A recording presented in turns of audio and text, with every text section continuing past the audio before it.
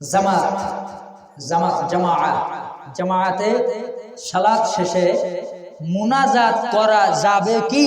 সালাত শেষে মুনাজাত করা যাবে কি? 100 কোটি বার যাবে। কি বলছি বলেন তো? এখানে প্রশ্ন করা হয়েছে জামাতে নামাজ মানে আমরা যে সালাত আদায় করি, সালাত শেষে মুনাজাত করা যাবে কি? সালাত শেষে মুনাজাত করা যাবে কি, এটা হলো প্রশ্ন। 100 হাজার হাজার কোটি বার যাবে যাবে যাবে। যেভাবে প্রশ্ন করা হলো এভাবে উত্তর দিলাম। Clear clear? আর কোন ডাউট আছে? হ্যাঁ, এটা লেখা নাই এখানে, এখানে এই কথাটা লেখা নাই। ধর্মের গতিতে চলে চালানোর চেষ্টা করি, আল্লাহ চালাচ্ছেন, চলছে তাই। কথা কি বুঝতে পারলেন? এখানে যেভাবে বলা আছে যে সালাতের পরে মুনাজাত করা যাবে কিনা, অবশ্যই যাবে। একজন আল্লাহর গোলাম, এই মর্মে একাধিক হাদিস রাসূলুল্লাহ রয়েছে। আমি সালাত শেষ করেছি, অবশ্যই 2 হাত তুলে আল্লাহর কাছে চাইবো, যদি প্রয়োজন মনে করি। আমি এখানে যদি আপনি ঐক্যবদ্ধ হয়, তার ঐক্যবদ্ধের হাদিস পৃথিবীতেই নাই। যেমন রব্বানা তাকাব্বাল সালাতানা সালাতাল মাগরিবি মা জামাআতিল মুসাল্লিন ওয়াল হাজিরিন, আরবি বাক্যটি এরকম হতে হবে কি হবে না? কথা বলেন। আবার বলছি, কেউ যদি বলে যে ফরজ সালাতের পরে ইমাম সহ মুসল্লি সহ, প্রশ্নটা এরকম করা উচিত ছিল, এটা চালাকি করে করেছে। তো ইমাম এবং মুসল্লি সকলে মিলে সম্মিলিত মুনাজাত করা যাবে কি না, যদি এরকম কেউ প্রশ্ন করে, তার কাছে প্রশ্ন যদি যায় তর্কের খাতিরে, তাহলে আরবি শব্দ যদি এরকম হবে যে রব্বানা, ভুল হলে বলেন আমি অনুবাদক, রব্বানা তাকাব্বাল সালাতানা সালাতাল মাগরিবে মাল জামাআতিল মুসাল্লিন ওয়াল হাজিরিন, এই তো হাদিস তো এরকম থাকতে হবে। তাই একটা হাদিস দেখাবেন এইরকম, এই মর্মে একটা হাদিস দেখাবেন, নির্দ্বিধায় আমি মেনে নেব। আমি আপনার সাথে একমত, আপনি আমার দিনী ভাই, আমি আপনার দিনী ভাই। যদি এরকম হাদিস থাকে আমি এখন নগদ মানব। যেহেতু হাদিস নাই, আমি মানতে পারছি না, আমি যেতে মুসলিম। এই মর্মে কোনো হাদিস নাই।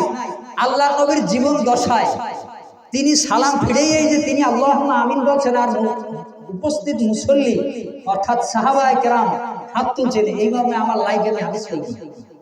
নবী একা হাত তুলেছেন সেটা ভিন্ন কথা, সাহাবারা একা একা হাত তুলেছেন ভিন্ন কথা, বিপদে পড়েছেন হাত তুলেছেন ভিন্ন কথা, বৃষ্টির প্রয়োজন হাত তুলেছেন ভিন্ন কথা, বিপদে পড়েছেন একখানে যাবেন হাত তুলেছেন ভিন্ন কথা। করেন, নিষেধ করছি, কিন্তু ফরজ সালাতের পরে সালাম ফিরিয়ে তারপরে এইভাবে করবেন, তাহলে তো হাদিস সংঘর্ষ হয়ে যাবে। বুখারীর কয়েকটি হাদিস রয়েছে, রাসূল বলছেন সালাতে থাকবে যতক্ষণ, মুনাজাতে থাকবে ততক্ষণ। হাদিস নাই, সালাত শুরু মুনাজাত শুরু।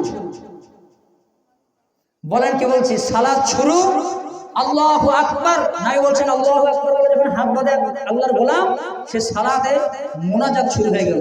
এখন মুনাজাতটা কি, এটা বুঝে না। নাজা ইউনাজি মুনাজাতুন শব্দ থেকে, কথা বলেন না কেন, ঠিক আছে তো? কি নাজা ইউনাজি মুনাজাতুন শব্দ থেকে হচ্ছে মুনাজাত, বুঝছেন? এর অর্থ হচ্ছে চুপি চুপি আল্লাহর সাথে কথা বলা। মুনাজাতের বাংলা কি বলেন সবাই? বলছিলাম না, এর একটা উত্তর দিতে 2 ঘন্টা লাগবে, এত সোজা না। মুনাজাতের অর্থ কি বলেন? চুপি চুপি গোলাম তার রবের সাথে, বান্দা তার রবের সাথে কথা বলবে। হুজুর চিল্লেই বলল কোন ফতুয়ায়, এটা তো চুপি চুপি হওয়ার কথা ছিল, কারণ আপনি তো করছেনই মুনাজাত। আরবি শব্দ না মুনাজাত, মুনাজাতুন শব্দটি। তাহলে এটার অর্থটাই হলো চুপি চুপি আল্লাহর সাথে কথা বলবে, তা চুপ করে থাকে। তো আল্লাহ নাই বলছেন সালাতে থাকবে যতক্ষণ, মুনাজাতে থাকবে ততক্ষণ। সালাম শেষ, মুনাজাত শেষ। একাধিক হাদিস রয়েছে, কয়েক দর্জনে হাদিস রয়েছে। হাদিস প্রমাণ করে সালাতে দাঁড়িয়ে থাকবে যতক্ষণ, বৈঠক দিবে সালাতে যতক্ষণ থাকবে ততক্ষণ তারা মুনাজাতে থাকবে ইনশাআল্লাহ। তাহলে চুপি চুপি যে কথা বলার অর্থ, সেটা মিলেই দেয়। রুকুতে গিয়ে আমরা কি বলি? চুপি চুপি কথা বলি না, কথা বলছেন আমরা বলি না সুবহান রাব্বিয়াল আ'লা, সুবহান রাব্বিয়াল আযীম বলি না, হামদান কাসীরান তাজ্জিবান মুবারাকান ফি, বলি কি বলি না? এটি চুপি চুপি নয় কি? দেখেন তো হাদিসের সাথে হাদিস মিলে আছে তো? কথা বলছেন না, কারণ হাদিসের সাথে হাদিস মিলাচ্ছেন তো। মোনাজাতের অর্থ হলো চুপি চুপি রবের সাথে গোলাম কথা বলতে। তো আমরা তো এই জন্য ওই আল্লাহ নবী অন্যত্র হাদিসে বলেছেন সালাতে থাকবে যতক্ষণ, মোনাজাতে থাকবে ততক্ষণ, সালাত শেষ মোনাজাত শেষ। হলো? আচ্ছা, আমরা বৈঠক দেই, বৈঠকে বলি আত্তাহিয়াতু লিল্লাহি ওয়াস সালাওয়াতু পড়ি কিনা? ওখানে দোয়া পড়ি না? দোয়া মাসুর আছে কি? সেটা কি? আল্লাহুম্মা ইন্নী যালামতু নাফসি যুলমান কাসীরা ওয়া লা ইয়াগফিরু যুনুবা ইল্লা আনতা ফাগফির লি মাগফিরাতান পড়ি না? বলো তো এটা কি মোনাজাত নয়? সালামের পরে হাত তুলে যা বললো এটা তো বলে আসছে বৈঠকে।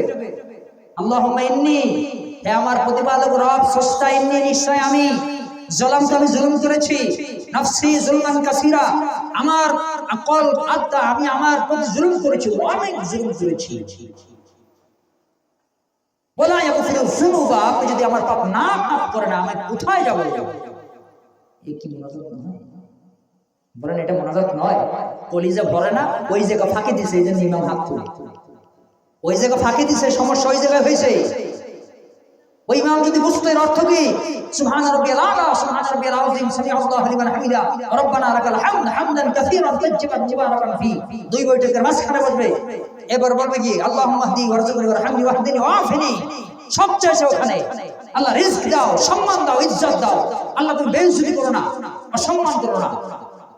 সবচেয়ে কোথায়? বৈঠকে চেয়েছে। কত মোনাজাত করছে দেখছেন?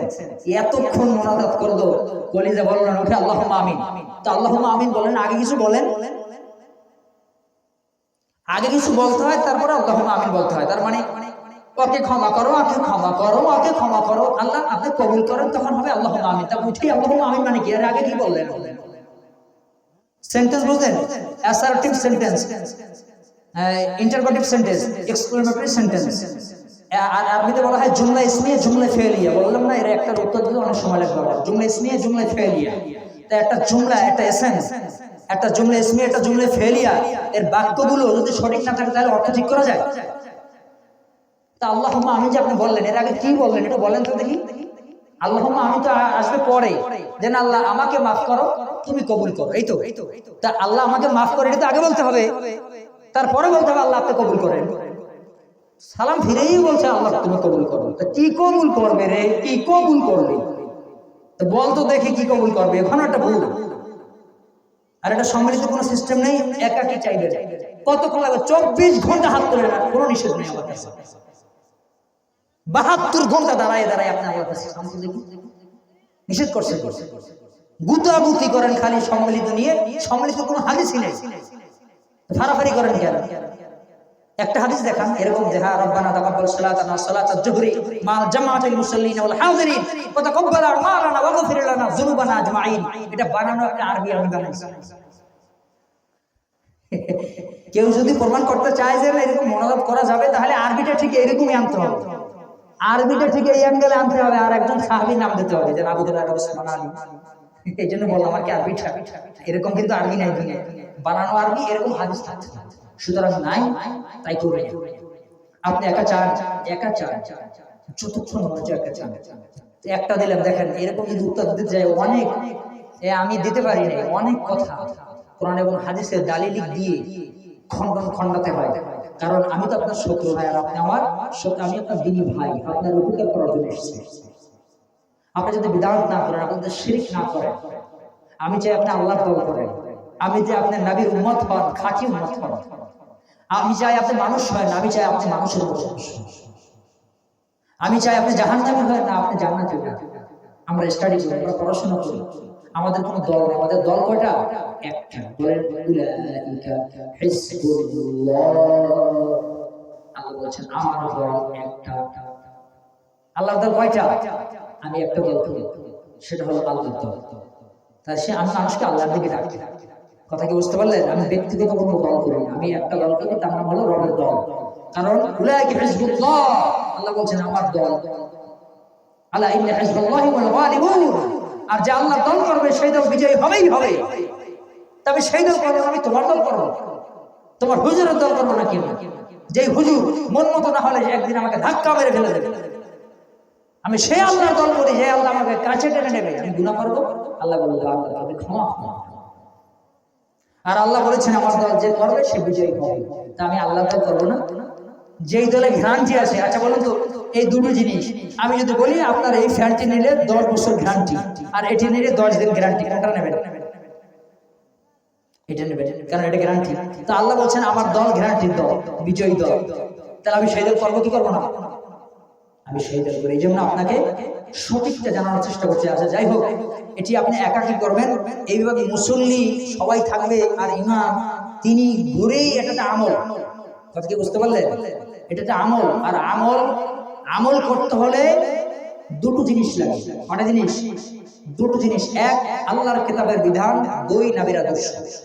কেউ যদি আমল করতে চায় কটা জিনিস লাগবে?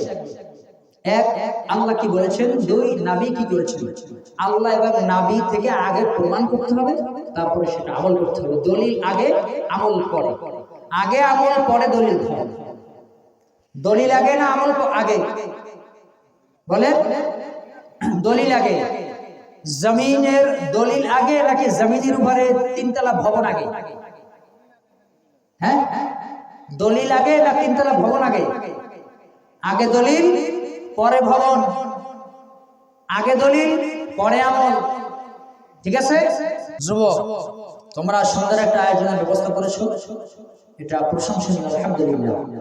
মুরব্বী যারা আছে, দাড়ি পাকা লোক, এদেরকে সম্মান করে চলবা ইনশাআল্লাহ। তোমাদের সম্মান আকরামাল্লাহ কামা আকরামতানি। একজন যুবক রাসূলুল্লাহ দরবারে আসলেন, পিছনে বসলেন, ঘেমে গেলেন। নবী বলছেন তুমি সামনে আসো। যুবকটা পিছন থেকে সামনে আসলেন, তার মানে রাসূল যুবকদেরকে সামনে বসাতেন। সুবহানাল্লাহ। যুবকরা সামনে বসতেন, যুবকরা ডান দিকে বসতেন, আর মুরব্বীরা নবী করিম সাল্লাল্লাহু আলাইহি ওয়াসাল্লামের বাম সাইডে বসতেন। আর যারা বেশি বয়োজ্যেষ্ঠ তাদেরকে বাড়িতে অবস্থান করার জন্য বলতেন, কারণ বুড়ো মানুষ তো কষ্ট হবে, বুড়ো মানুষদেরকে কষ্ট দেবা না, তাদের কাছ থেকে দোয়া নেবা। দোয়াটা কি? পরামর্শ নেবা, পারবা না? তো যুবকটি সামনে রাসূল, ওই যুবকটির মনে একটু তামান্না সামনে বসবে, কিন্তু আসছে সবার শেষে। ওইখানে বসে রাসূল বলছে আসো সামনে আসো। সামনে এসে বসছে, বসার পরে তখন বলছে আকরামাল্লাহ কামা আকরামতানি ইয়া রাসূলুল্লাহ। যে ব্যক্তি যে নবী করিম সাল্লাল্লাহু আলাইহি ওয়াসাল্লাম আমাকে সম্মান করলো, আল্লাহ তাআলা তার সম্মান বৃদ্ধি করে দেবে। সুবহানাল্লাহ।